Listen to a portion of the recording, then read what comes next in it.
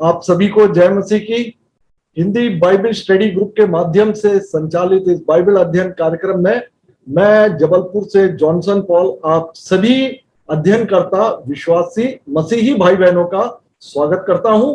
और आज का विषय है बपतिस्मा। आज का अध्ययन हम प्रारंभ करते हैं। बपतिस्मा एक ग्रीक भाषा का शब्द है। आप जानते हैं कि पुराना नियम की जो पुस्तकें हैं वो मूसा के द्वारा इजराइलियों में स्थित कई नबियों, भविष्यवक्ताओं और राजाओं के द्वारा मूल इब्रानी भाषा में या हिब्रू भाषा में लिखा गया था पुराना नियम, और जिसको कि बाद में ग्रीक भाषा में अनुवाद किया गया था। और आज हमारे पास अपनी अपनी भाषाओं में, अंग्रेजी में, हिंदी में, मलयालम में, तमिल में, इस तरह से मूल जो हिब्रू भाषा में पुराना नियम था वह है उसको ग्रीक भाषा में ट्रांसलेट किया गया, और ग्रीक से यूनानी भाषा में ट्रांसलेशन के बाद में हमारी और आपकी भाषा में ये आने पाया। लेकिन नया नियम पुस्तक जो है वो मूल रूप से ग्रीक भाषा में लिखा गया था, हिब्रू में नहीं लिखा गया था, ग्रीक भाषा में लिखा गया था। और उसका कुछ भाग आरामी भाषा में भी अनुवाद किया गया था, और आरामी भाषा यीशु मसीह की भाषा थी वो, और यीशु मसीह आरामी भाषा में बात किया करते थे। तो मूल रूप से नया नियम जो है वह ग्रीक भाषा में और कुछ भाग उसका आरामी भाषा में लिखा गया था। तो इस प्रकार पुराना नियम की मूल हिब्रू में लिखी गई पुस्तक और नए नियम की मूल ग्रीक में लिखी गई पुस्तकों का अनुवाद करके आज हमारी और आपके भाषा में बाइबल पाया जाता है। ये मैं इसलिए बोल रहा हूं कि जो बपतिस्मा जो शब्द है जो कि नए नियम में पाया जाता है, यह मूल रूप से ग्रीक भाषा का शब्द है, जिसको कि बिना अनुवाद किए हर एक भाषा में बाइबल में एज इट इज रखा गया है। बाकी जो ग्रीक भाषा से यूनानी भाषा में पूरे जो कुछ लिखा गया था वो पूरा का पूरा ट्रांसलेशन किया गया है, और उस पूरे ट्रांसलेशन को हिंदी भाषा में या अंग्रेजी भाषा में आज पूरा ट्रांसलेशन किया गया। लेकिन जो बपतिस्मा शब्द है जो कि मूल ग्रीक भाषा में है, उसको एज इट इज बपतिस्मा ही रखा गया, उसका ट्रांसलेशन नहीं किया गया। और इस वजह से आप अंग्रेजी में भी देखेंगे वो भी बपतिस्मा बोलते हैं, मलयालम में, तमिल में, तेलुगु में, हिंदी में, सब भाषाओं के बाइबल में इसको बपतिस्मा ही लिखा गया है, इसका अनुवाद या ट्रांसलेशन नहीं किया गया। और यही वजह है कि बपतिस्मा के सही अर्थ और परिभाषा अलग अलग डिनोमिनेशन अलग अलग अर्थों में परिभाषित करती है। और मैं इसी प्रकार का एक पुराने नियम का जो कि मूल हिब्रू भाषा में लिखा गया है एक शब्द का उदाहरण देना चाहूंगा। जैसे कि नया नियम में मैंने बताया कि बपतिस्मा शब्द एज इट इज ग्रीक भाषा से सीधा सीधा बपतिस्मा शब्द को हर एक भाषाओं में रखा गया। इसी प्रकार का एक और उदाहरण मैं दूंगा कि जो कि पुराना नियम में पाया जाता, उत्पत्ति 6वां अध्याय और उसके 14वें वचन में है। वहां पे जब जल प्रलय के पहले परमेश्वर ने नूह को जहाज बनाने की आज्ञा दी थी, तब परमेश्वर ने बोला था कि तू गोपेर वृक्ष की लकड़ी का एक जहाज बना दे। ध्यान दीजिए, तू गोपेर वृक्ष की लकड़ी का एक जहाज बना ले, उसमें कोठरियां बनाना और भीतर और बाहर उस पर राल लगाना। अब यहां पर आप देखेंगे कि नूह ने जो गोपेर वृक्ष की लकड़ी से जहाज बनाया था, बाद के समय कालों में कोई नहीं जानता कि यह गोपेर वृक्ष कौन सा है। यदि इस वृक्ष के बारे में लोग जानते तो वे अपनी अपनी भाषा में इसका अनुवाद कर लेते गोपेर वृक्ष को। जैसे कि हिंदी में यदि इस वृक्ष की जानकारी होती कि यह पीपल का वृक्ष है या बरगद का वृक्ष है या देवदार या सनई का वृक्ष है, तो वो अपने बाइबल में गोपेर वृक्ष की स्थान पर वो ये लिखते कि ये बरगद के वृक्ष का लकड़ी से तू एक जहाज बना ले। लेकिन गोपेर वृक्ष को कोई नहीं जानता, इसीलिए हर एक बाइबल में इसको गोपेर वृक्ष को एज इट इज गोपेर ही लिखा गया है। तो आप देखेंगे कि नए नियम में बपतिस्मे के को एज इट इज बपतिस्मा जो कि ग्रीक शब्द है वो रखा गया, और पुराने नियम में जो कि मूल हिब्रू भाषा में लिखा गया है उसके गोपेर वृक्ष को एज इट इज गोपेर ही लिखा गया है। तो इस वजह से क्या हुआ कि इनका अनुवाद ना करने की वजह से उस गोपेर वृक्ष को कई लोग कोई कोई अलग अलग वृक्षों का नाम लेके बोलते हैं कि ये होगा, वो होगा, ये होगा। इसी प्रकार का है ये बपतिस्मा शब्द, इसका क्योंकि अनुवाद नहीं किया गया इस वजह से इसमें भ्रांतियां पाई जाती हैं और अलग अलग कलीसियाएं इसको अलग अलग रूप से परिभाषित करती हैं। अब आप समझ गए होंगे कि बपतिस्मा शब्द को मूल रूप से नया नियम पुस्तक में क्यों रखा गया है और क्यों बपतिस्मे को लेकर इतना वाद विवाद किया जाता है और क्यों अलग अलग डिनोमिनेशन इसे अलग अलग रूप से परिभाषित भी करती है। आप देखेंगे कि नया नियम पुस्तक में प्राय सभी मुख्य शब्दों को बाइबल स्वयं ही परिभाषित करती है, इसलिए उन शब्दों में विवाद नहीं पाया जाता क्योंकि उनको अनुवाद किया गया।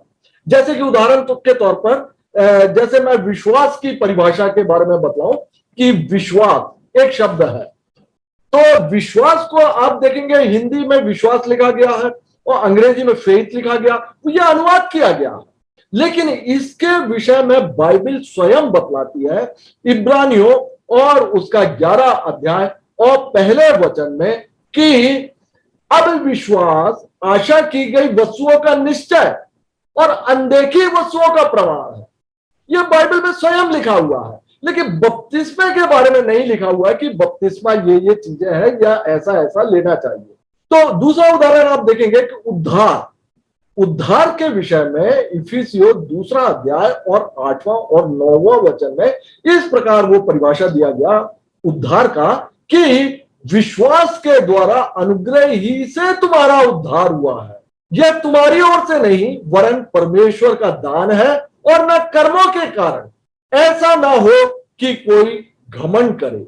तो आप देखेंगे कि विश्वास के द्वारा अनुग्रह से उद्धार होता है, उद्धार के बारे में बतलाया और बतलाया कि यह परमेश्वर का दान है। तो यह उद्धार की परिभाषा बिल्कुल क्लियर हो जाती है और विश्वास की परिभाषा हमने देखा।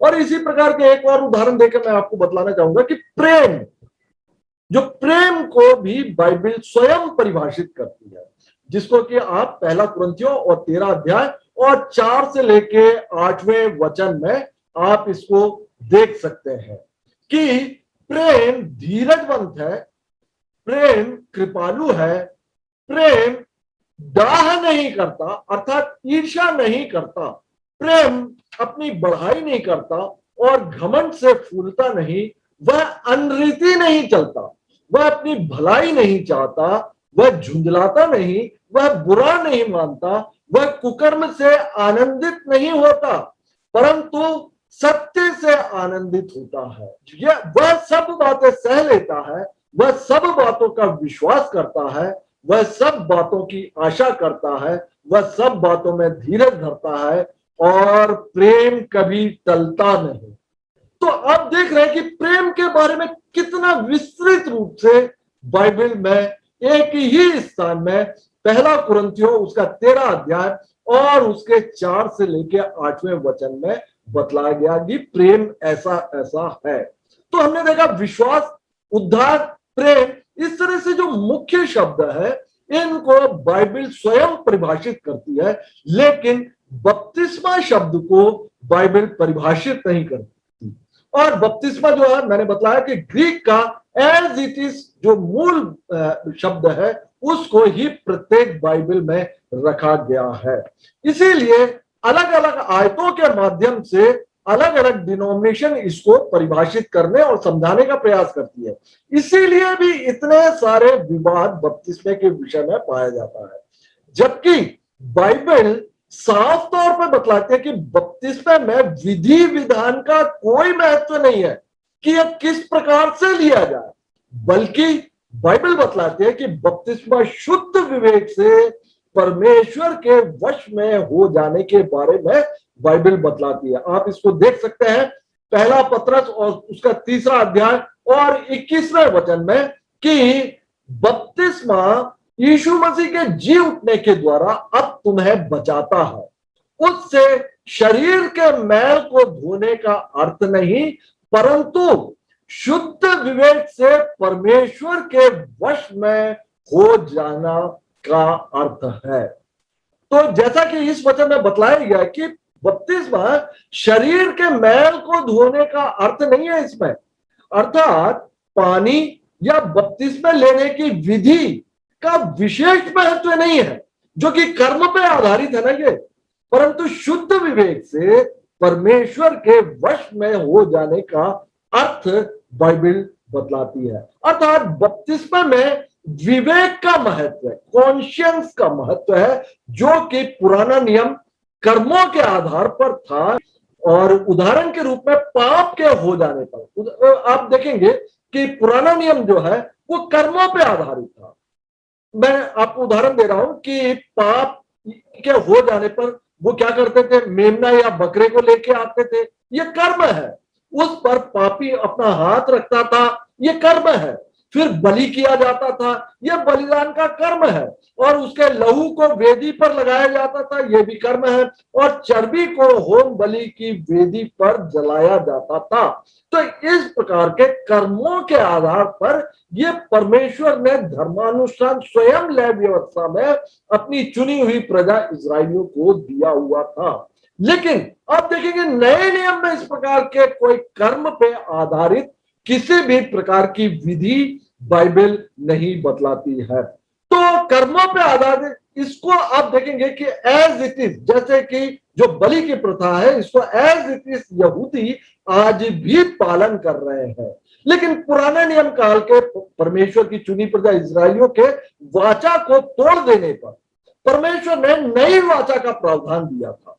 जैसा कि पाया जाता है कि यहोवा की यह भी वाणी है, सुन ऐसे दिन आने वाले हैं जब मैं इजराइल और यहूदा के घरानों से नई वाचा बांधूंगा, वह उस वाचा के समान ना होगी जो मैंने उनके पुरखाओं से उस समय बांधी थी, जब मैं उनका हाथ पकड़कर उन्हें मिस्र देश से निकाल लाया। क्योंकि यद्यपि मैं उनका पति था, तो भी उन्होंने मेरी वह वाचा तोड़ डाली। यह इजरायलियों के लिए दिया गया जब वाचा को तोड़ डाला। और परमेश्वर ने जब नई वाचा दिया था, जो कि यिर्मयाह 31 अध्याय और उसका 31 से लेके 33वें वचन में पाया जाता है। यहाँ पे मुख्य बात यह है कि परंतु जो वाचा मैं उन दिनों के बाद इजराइल के घराने से बांधूंगा, वो यह है, मैं अपनी व्यवस्था उनके मन में समूंगा। अपनी व्यवस्था उनके मन में समूंगा। देखिए पुराने नियम में क्या था, परमेश्वर ने व्यवस्था कहा दी, पत्थर की पट्टिकाओं पर लिख कर दी उन्होंने, ये कर्म आधारित था। लेकिन परमेश्वर जो नए नियम की जो व्यवस्था है, जो वाचा है, परमेश्वर ने हमारे आपके हृदय में, हमारे आपके विवेक में लिख कर दिया हुआ है। और जिसके बारे में यहाँ पर बतलाया जा रहा है कि परंतु जो वाचा मैं उन दिनों के बाद इजराइल के घराने से बांधूंगा, वह यह है कि मैं अपनी व्यवस्था उनके मन में समाऊंगा और उसे उनके हृदय पर लिखूंगा, और मैं उनका परमेश्वर ठहरूंगा और वे मेरी प्रजा ठहरेंगे। यहोवा की यही वाणी है। यहां पर हृदय और मन से मतलब विवेक या कॉन्शियंस से है।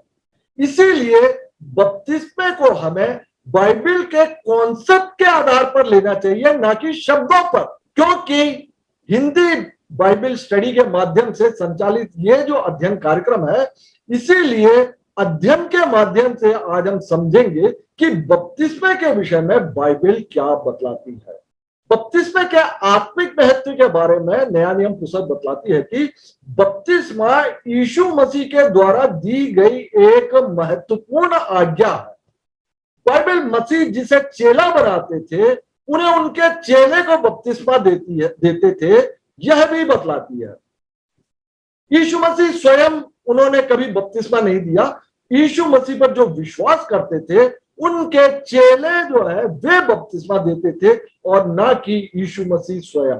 तो यीशु मसीह स्वयं उन्होंने कभी बपतिस्मा नहीं दिया। यीशु मसीह ने स्वयं बपतिस्मा लेकर हमारे लिए एक आदर्श जरूर स्थापित किया है उन्होंने। इसीलिए प्रत्येक मसीही का बपतिस्मा लेना अनिवार्य है। व्यक्ति द्वारा यीशु मसीह को व्यक्तिगत उद्धारकर्ता स्वीकार करने के बाद परमेश्वर की यह इच्छा है, यह परमेश्वर की मनसा है कि वह बपतिस्मा ले। इस बात को लूका रचित सुसमाचार और उसके 7वें अध्याय और उसके 29 और 30वें वचन में पाया जाता है कि यह बपतिस्मा परमेश्वर की मनसा है कि विश्वास करने के बाद में इसे लिया जाना है, क्योंकि परमेश्वर के उद्धार की योजना के अंतर्गत यह किए जाने वाला कार्य है, अर्थात धार्मिकता को पूरा करना है। लेकिन यह उद्धार के लिए आवश्यक शर्त नहीं है ये कि आप बपतिस्मा लेंगे तभी उद्धार होगा, इस प्रकार का नहीं है। यह उद्धार के लिए आवश्यक शर्त नहीं है, बल्कि बपतिस्मा एक आज्ञाकारिता है और मसीह में विश्वास का यह सार्वजनिक घोषणा है, या सार्वजनिक रूप से आप बपतिस्मा लेके अपने विश्वास को आप प्रदर्शित कर रहे होते हैं। तो बपतिस्मा मसीह की उद्धारकारी मृत्यु में स्वयं का सहभागी होना है और मसीह के साथ हमारी मृत्यु और जी उठने को दर्शाती है। ये मसीह को पहन लेने की योग्यता प्रदान करती है। मसीह के प्रत्येक शिष्यों को पश्चाताप और विश्वास के बाद में बपतिस्मा लेना अत्यंत आवश्यक है। बपतिस्मा एक गवाही है। बाइबल के अनुसार गवाही देने वाले 3 हैं, आत्मा, पानी और लहू। यहां पर पानी देखेंगे आप, बपतिस्मे से संबंधित है। गवाही देने वाले 3 है, आत्मा, पानी और लहू। पवित्र आत्मा प्राप्त करना और जीवन में उसकी भरपूरी और सामर्थ्य के कार्य, ये सभी आत्मा की गवाही को बतलाता है। जैसा कि मैंने बतलाया कि गवाही देने वाले 3 है, ये जो बातें हैं वे आत्मा की गवाही को बतलाता, और प्रचार के दौरान प्राणघातक चोट का लगना या मृत्यु का हो जाना, इस प्रकार की घटना लहू के द्वारा गवाही देना होता है। और इसी प्रकार पानी से बपतिस्मा लेना भी एक गवाही है। तो बपतिस्मे के द्वारा हम अन्य जातियों के बीच में यह गवाही देते हैं। पानी का बपतिस्मा हम अपने विश्वास का प्रकटीकरण करते हैं, इसीलिए अन्य जातियों के सामने हमको बपतिस्मा लेना चाहिए, रिश्तेदारों के सामने हमको बपतिस्मा लेना चाहिए, मसीही परिचितों के साथ साथ अपने मित्रों की उपस्थिति में बपतिस्मा लिया जाना अधिक सार्थक है। बपतिस्मा पापों की क्षमा के लिए बहुत जरूरी है, क्योंकि बपतिस्मे के पहले पापों को स्वीकार करना और यह विश्वास करना होता है कि यीशु मसीह मेरे पापों के लिए मारे गए, गाड़े गए और तीसरे दिन वे जी उठे। इन बातों को मुंह से कहकर हम अंगीकार करते हैं बपतिस्मे के पहले, और इस बात पर विश्वास करके कि परमेश्वर के वचन के अनुसार मेरे पाप क्षमा हुए हैं, बपतिस्मा लेकर वह मसीह की देह अर्थात कलीसिया में वह सम्मिलित हो जाता है। तो बपतिस्मा के महत्व को आप देखेगा। बपतिस्मा हमें बचाता है, अर्थात बाइबल बतलाती है कि उद्धार के लिए बपतिस्मा एक आवश्यक कदम है उद्धार के लिए, लेकिन आवश्यक शर्त नहीं है कि बपतिस्मा लिया हुआ व्यक्ति उद्धार पाएगा ही, ऐसा जरूरी नहीं है। लेकिन बपतिस्मा उद्धार के लिए एक आवश्यक कदम जरूर है, क्योंकि बपतिस्मा मसीह पर विश्वास करने के द्वारा ही लिया जाता है। तो ये सारी बातें जो मैंने अभी आपको बतलाया, ये सभी बातें हर एक कलीसिया या डिनोमिनेशन इस पर विश्वास करती है, लेकिन फर्क वहीं पर आता है कि इसको लेने की विधि पर फर्क अलग अलग डिनोमिनेशन में आ जाता है। और इसका फर्क इसीलिए भी, जैसा कि मैंने ये बतलाया कि इस बपतिस्मा शब्द जो कि ग्रीक में बैप्टिजो शब्द पाया जाता है, उसी को अंग्रेजी में बैप्टिज्म शब्द बोला गया है और इसी को हिंदी में बपतिस्मा शब्द बोला गया। ये ग्रीक वर्ड का एज इट इज रखे होने के कारण, इसका अनुवाद ना किए जाने के कारण कि इसमें क्या बतलाया गया है कि पानी से बपतिस्मा किस प्रकार से लिया जाता है, यह इससे साफ ना होने के कारण अलग अलग डिनोमिनेशन में जो बपतिस्मा लेने की विधि में अंतर पाया जाता है। बपतिस्मा स्वर्ग राज्य में प्रवेश के लिए भी आवश्यक है, बाइबल बतलाती है।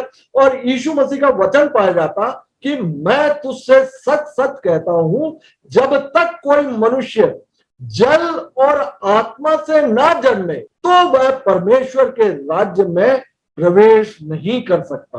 अब आपका यह प्रश्न हो सकता है कि क्रूस पर यीशु मसीह ने अपने गुनाहों को मानने वाले और यीशु को मसीह के रूप में स्वीकार करने वाला जो डाकू था, जिससे यीशु मसीह ने कहा था कि आज ही तू मेरे साथ स्वर्गलोक में होगा, वो बिना बपतिस्मे के कैसे स्वर्गराज का अधिकारी हो गया? यह आपका प्रश्न हो सकता।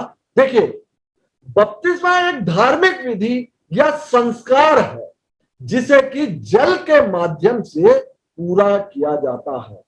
आप इस घटना को पुराने और नए नियम के कॉन्सेप्ट में आप इसको समझेंगे कि परमेश्वर ने पाप से उद्धार के लिए और भूमंडल के सारे कुल को आशीष देने के लिए एक व्यक्ति विशेष अब्राहम को चुनकर उनके वंशज इस्राएलियों से वाचा बांधकर अपनी व्यवस्था को मूसा के द्वारा दिया था। और इस व्यवस्था में आज्ञाएं, नियम, विधियां, धर्मानुष्ठान और चेतावनियां आती है। इन सब बातों को, इन 5 बातों को व्यवस्था बोला जाता है। और इसमें आप देखेंगे कि धर्मानुष्ठान आते हैं जो कि परमेश्वर ने स्वयं लेवी व्यवस्था में प्रदान किया था कि लहू के बहाने का ये इस प्रकार से बलि को करना है और लहू को जो है वेदी के सींगों में लगाना है। ये सब जो है धर्मानुष्ठान परमेश्वर ने अपनी चुनी हुई प्रजा इस्राएलियों को पुराने नियम में प्रदान किया गया था। लेकिन नए नियम में किसी भी प्रकार का धर्मानुष्ठान नहीं पाया जाता। ये सारे जो धर्मानुष्ठान जो ओल्ड टेस्टामेंट में जो दिया है, ये सभी कर्मों पे आधारित है।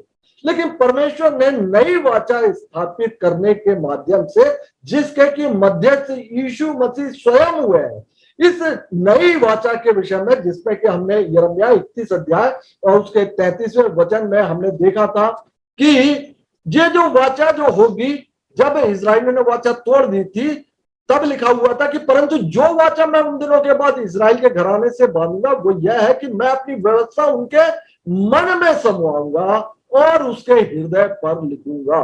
तो आप देखेंगे कि जो आज्ञाएं, जो चितौनियां, जो धर्मानुष्ठान, इस प्रकार की जो 5 बातें जो विधियों के साथ में दिया था, ये आज नए नियम में परमेश्वर ने हमारे आपके विवेक में या हमारे आपके कॉन्शियंस में या हमारे आपके हृदय में लिखा हुआ है। हमको बाहरी रूप से किसी भी प्रकार के धर्मानुष्ठान जो कि दिखावटी हुए करते हैं, उनको करने की आज्ञा यहाँ पर नहीं दी गई है।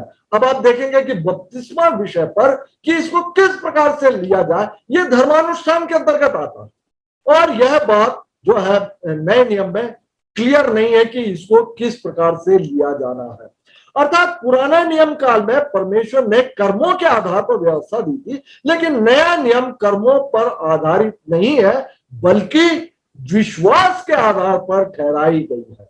जो आज्ञा परमेश्वर ने पुराने नियम में अपनी चुनी हुई प्रजा इस्राएलियों के वो पत्थर की पट्टिका में लिख कर दिया था, वो अब प्रत्येक मनुष्यों के हृदय में या विवेक में लिख दी गई है। और अब नया नियम काल में विश्वास से धर्मी और परमेश्वर की संतान ठहराया जाता है।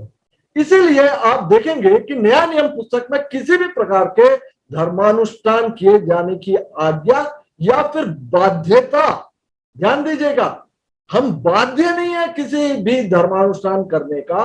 इस प्रकार की जो आज्ञा या बाध्यता नए नियम पुस्तक में नहीं पाया जाता, क्योंकि बपतिस्मा जल से लिया जाता है और इसका आधार जो है ये कर्म से है।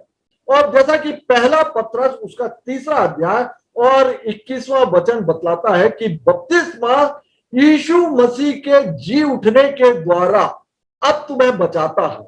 उससे शरीर के मैल को दूर करने का अर्थ नहीं, परंतु शुद्ध विवेक से परमेश्वर के वश में हो जाने का अर्थ है। उस डाकू ने पश्चाताप और विश्वास करके शुद्ध विवेक से वो परमेश्वर के वश में हो गया था। इस कारण उसे इसका कि वह बपतिस्मा ले सके उसको अवसर भी नहीं था। और यीशु मसीह ने इसीलिए उससे कहा था कि आज ही तू मेरे साथ में स्वर्गलोक में होगा। यह क्यों कहा था?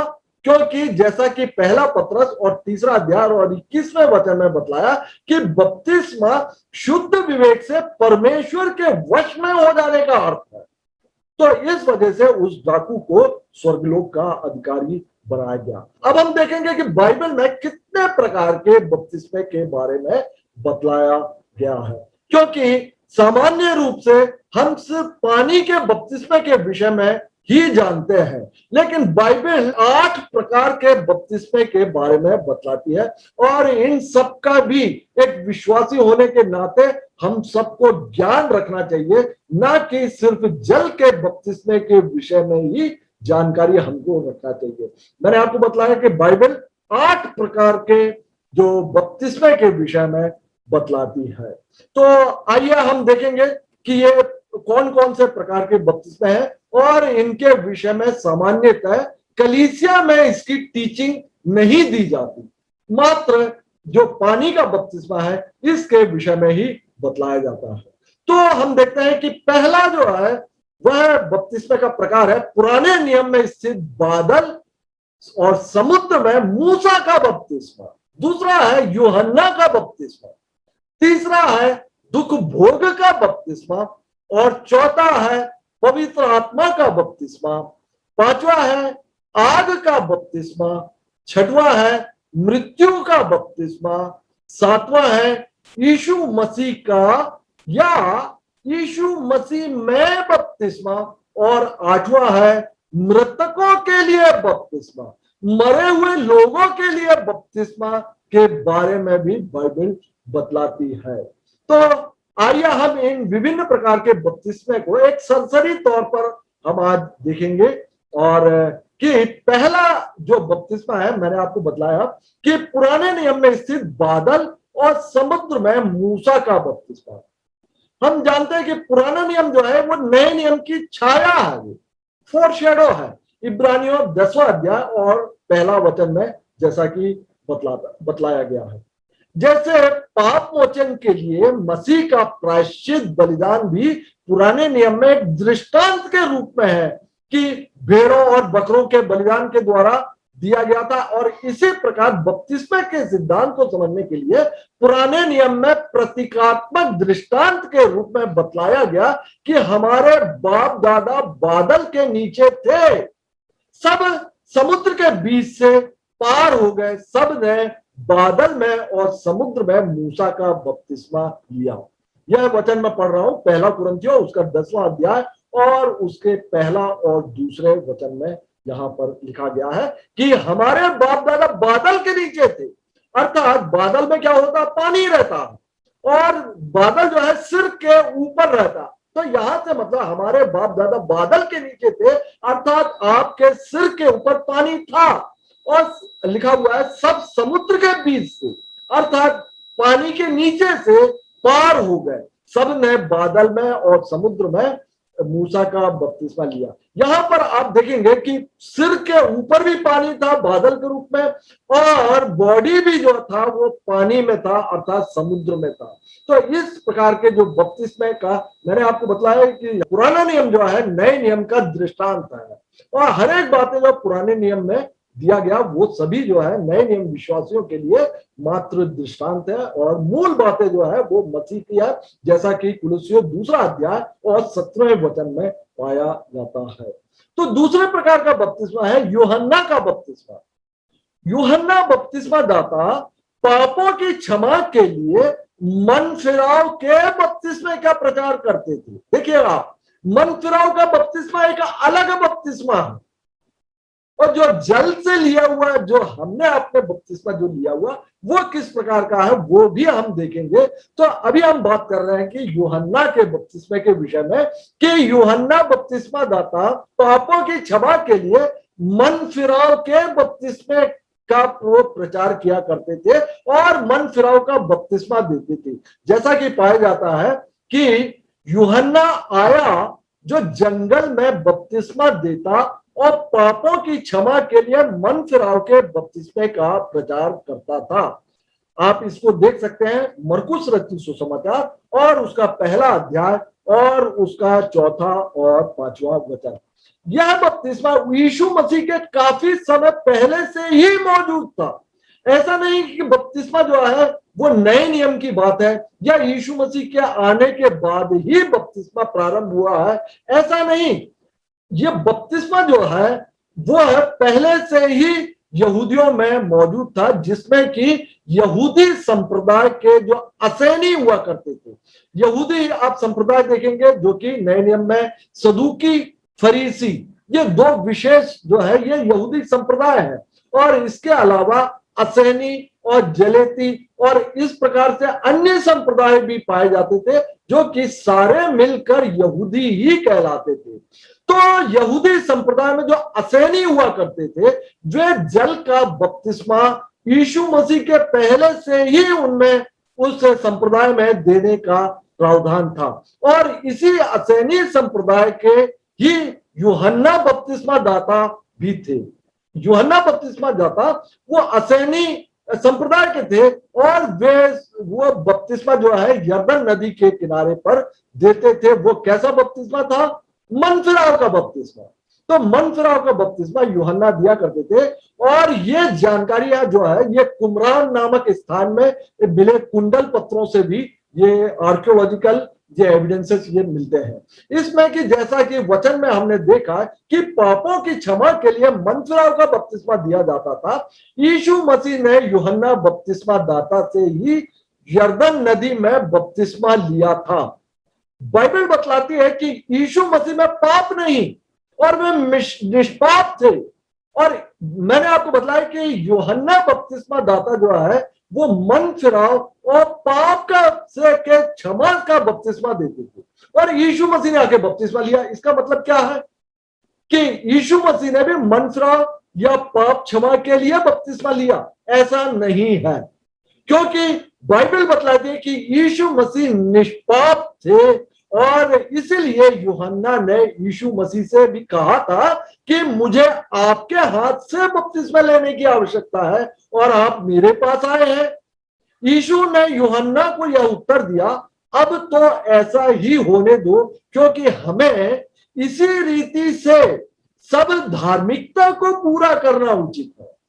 धार्मिकता को पूरा करना उचित है ना, क्योंकि यीशु मसीह निष्पाप थे, उनके जीवन में किसी प्रकार का पाप नहीं था, इसीलिए उनको मन फिराव के लिए या पाप क्षमा के लिए बपतिस्मे की आवश्यकता नहीं थी, लेकिन धार्मिकता को पूरा किया जाना आवश्यक है। इस धार्मिकता को किस प्रकार से पूरा किया गया ये अगले भाग में, बपतिस्मे के अगले भाग के वीडियो में मैं आपको विस्तृत रूप से इस विषय में मैं बतला कर दूंगा कि धार्मिकता को पूरा किया जाना क्या है। तो आप देखेंगे कि इस बात को कि यीशु मसीह जो निष्पाप थे उनको मन फिराने या पाप की क्षमा के लिए जरूरत नहीं थी, लेकिन उन्होंने बपतिस्मा लिया क्योंकि धार्मिकता को पूरा किया जाना था। तीसरे प्रकार का बपतिस्मा आता है दुख भोग का बपतिस्मा। यह बपतिस्मा यीशु मसीह द्वारा लिया गया बपतिस्मा है। जब मसीह के क्रूस पर मृत्यु अर्थात क्रूसिफिकेशन को एक बपतिस्मा कहा गया। देखिए, हम अब सिर्फ जल के बपतिस्मे के विषय में जानते हैं और यहाँ पे क्रूसिफिकेशन को भी बपतिस्मा बोला गया। तो इन्हें जो मैंने 8 प्रकार के बपतिस्मे के बारे में बतलाया कि बाइबल 8 प्रकार के बपतिस्मे बारे में बतलाती है, तो जब इनके सभी बातों को आप देखेंगे तो ही बपतिस्मे के बारे में आप एक निश्चित निष्कर्ष पर आप पहुंच सकते हैं।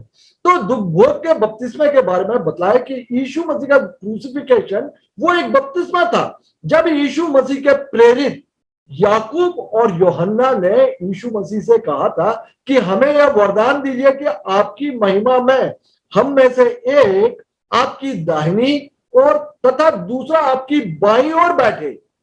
उन्होंने मांग किया था याकूब और यूहन्ना में कि जब आप अपनी महिमा में आएंगे तो एक आपके दाहिनी ओर रहे और दूसरा जो है आपके बाईं ओर बैठे।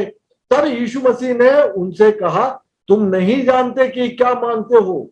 जो कटोरा मैं पीने पर हूं, क्या आप पी सकते हो? और जो बपतिस्मा मैं लेने पर हूं, क्या ले सकते हो? फिर से ध्यान दीजिएगा, जो बपतिस्मा मैं लेने पर हूं। यहां पर आप देखेंगे क्रूसिफिकेशन को यहां पर बपतिस्मा बतलाया गया है। यीशु मसीह परमेश्वर के राज्य का सुसमाचार का प्रचार किया करते हैं। यीशु मसीह परमेश्वर के राज्य के सुसमाचारों में भी अंतर पाया जाता है। तो यीशु मसीह जो है परमेश्वर के राज्य के सुसमाचार का प्रचार करते थे, इसीलिए सुसमाचार प्रचार के दौरान अविश्वासियों के द्वारा या अन्य जातियों के द्वारा जो मृत्यु दंड दिया जाता है और उसको दुख भोग का बपतिस्मा कहा जाता है। चौथे प्रकार का बपतिस्मा है पवित्र आत्मा का बपतिस्मा। यीशु मसीह के द्वारा पवित्र आत्मा और आग का बपतिस्मा दिए जाने का वर्णन पाया जाता है। लीजिए, अब एक और बपतिस्मे की बात आ गई, आग का बपतिस्मा।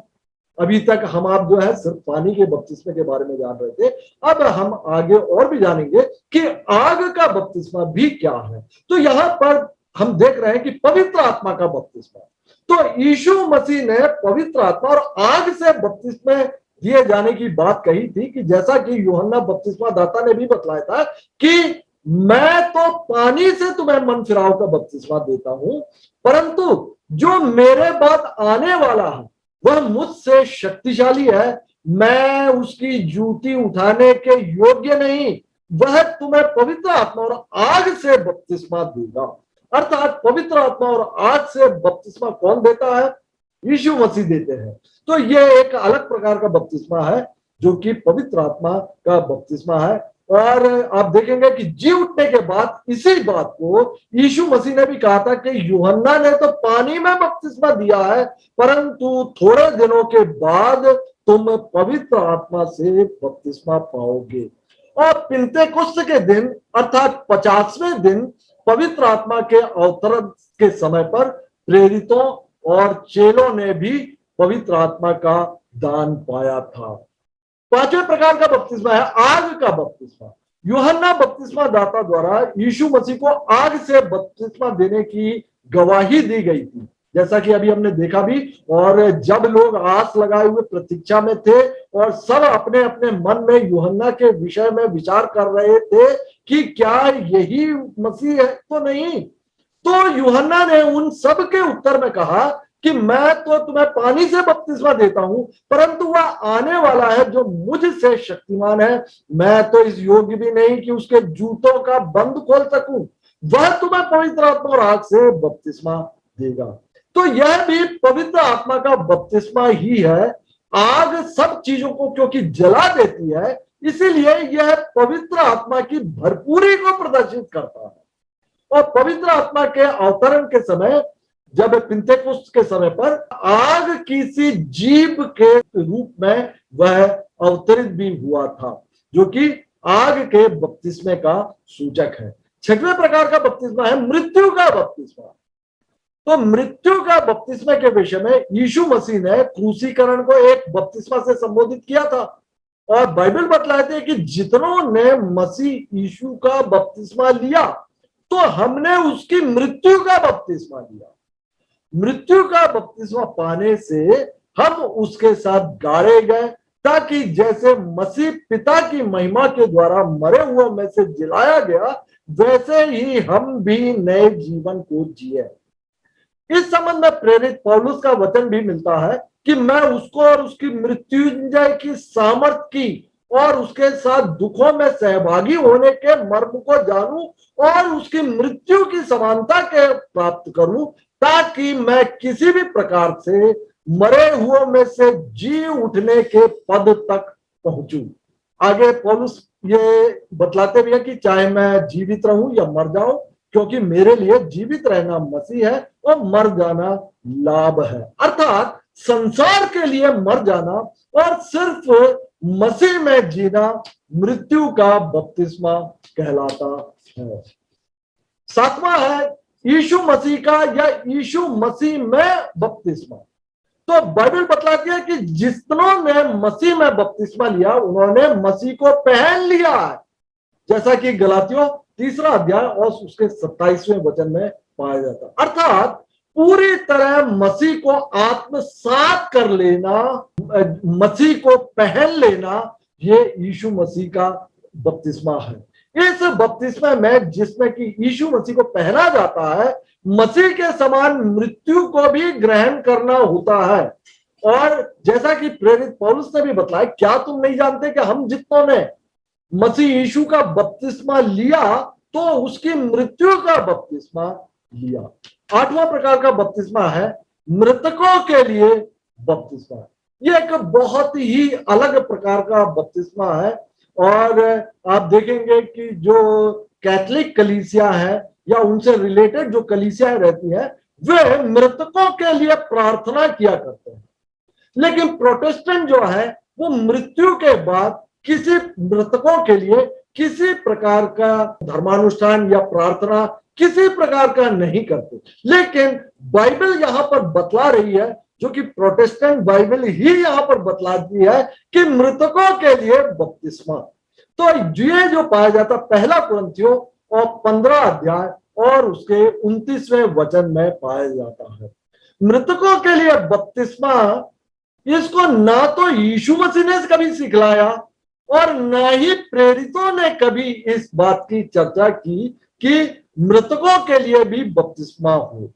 लेकिन यह पहला कुरिन्थियों 15 अध्याय और उसके 29वें वचन में यह पाया जाता है। शायद ये प्रथा जो है अन्य जातियों में प्रचलित रही होगी, जैसे कि वर्तमान में हिंदुओं में मृतकों के लिए मोक्ष की कामना करते हैं और जो कि पुनरुत्थान पर विश्वास नहीं करते। और शायद इस एक पद का जो कि मृतकों के लिए बपतिस्मे विषय पे पाया जाता, पहला कुरिन्थियों 15 अध्याय और उसका 29वां वचन, इस पद का प्रयोग प्रेरित पौलुस ने उदाहरण के रूप में उल्लेख किया था। और यह पद बाइबल में सिर्फ एक ही स्थान में मिलता है और धर्म सिद्धांत को लागू करने के लिए यह जरूरी होता है कि 2 या 2 से अधिक या 2 या 3 लोगों की गवाही से बातें जो है सही ठहराई जाती है। तो धर्म सिद्धांत भी यही बतलाते हैं कि कम से कम एक आयत को सपोर्ट करने के लिए उसके साथ एक और आयत का होना जरूरी है या फिर एक से अधिक आयत का होना जरूरी है। लेकिन इस जो मृतकों के लिए बपतिस्मा है, इसको सपोर्ट करने के लिए कोई भी दूसरी आयत नहीं पाई जाती है, इसीलिए इसको मानना जो है वह उचित नहीं है। इसकी सत्यता जो है वो प्रमाणित नहीं होती। इस पद में प्रेरित पौलुस द्वारा पुनरुत्थान की सत्यता को प्रमाणित करने का प्रयास किया था। बाइबल बतलाती है कि मनुष्यों के लिए एक बार मरना और उसके बाद न्याय का होना वो निश्चित है। इसीलिए मृतकों के लिए जीवित व्यक्ति द्वारा कुछ भी नहीं किया जा सकता। बपतिस्मा जो है वो गवाही देना भी है और गवाही देने वाले मैंने आपको बताया कि 3 होती है, आत्मा, पानी और लहू। क्रूस पर मृत्यु के समय यीशु मसीह का लहू बहा था, अर्थात मसीह ने लहू से भी गवाही दी थी। और इसलिए हम कह सकते हैं कि बपतिस्मा लेते समय यीशु मसीह का लहू विश्वास करने वाले पश्चातापी पापी के ऊपर परमेश्वर द्वारा विश्वास से लगा दिया जाता है, ऐसा हम इस बात को मान सकते हैं। आज कलीसिया में इन अलग अलग बाइबल में पाए जाने वाले बपतिस्मे पर शिक्षा नहीं दी जाती और एकमात्र जल के बपतिस्मे के विधि को लेकर वाद विवाद किया करते हैं, जो कि मसीह में हम जो एक देह होने के लिए बुलाई गए हैं, उसको ये जो जल का बपतिस्मे की जो विधि विधान है उसमें वाद विवाद करने के द्वारा हम आप मसीह में एक देह होने से वंचित रह जाते हैं। और अध्ययन के शुरू में ही मैंने बतलाया था कि बपतिस्मे की निश्चित परिभाषा बाइबल नहीं बतलाती, इसीलिए अलग अलग आयतों के माध्यम से अलग अलग डिनोमिनेशन इसको परिभाषित करने और समझाने का प्रयास करती है। इसीलिए इतने वाद और विवाद बपतिस्मे के विषय में पाया जाता है, जबकि बाइबल साफ तौर पर बताती है कि बपतिस्मे में विधि विधान का कोई भी महत्व नहीं है और किस प्रकार लिया जाए, बल्कि बपतिस्मा शुद्ध विवेक से परमेश्वर के वश में हो जाने के बारे में बतलाती है, जैसा कि मैंने पहला पत्रस और 3 अध्याय और 21वें वचन का संदर्भ देके बतलाया था। तो इस प्रकार बपतिस्मा विषय के अध्ययन के पहले भाग में हमने बाइबल में स्थित बपतिस्मे के बारे में सीखा। बपतिस्मे से संबंधित बाल बपतिस्मा और छिड़काव का बपतिस्मा और डूब का बपतिस्मा जो कि अलग अलग कलीसियाओं में पाए जाते हैं, इनके क्या क्या सिद्धांत हैं और ये बाइबल के कौन से वचनों पर ये डूब का बपतिस्मा दिया करते हैं या फिर कौन कौन से वचनों को आधार करके वो छिड़काव का या बाल बपतिस्मा दिया करते हैं, इन सबको हम वीडियो के अगले भाग में विस्तृत रूप से अध्ययन करेंगे। तो तब तक के लिए प्रभु यीशु मसीह की शांति जो कि समझ से परे है और प्रभु यीशु मसीह का आनंद प्रभु यीशु मसीह के द्वितीय आगमन तक आप सबों के साथ में वास करे। आमीन।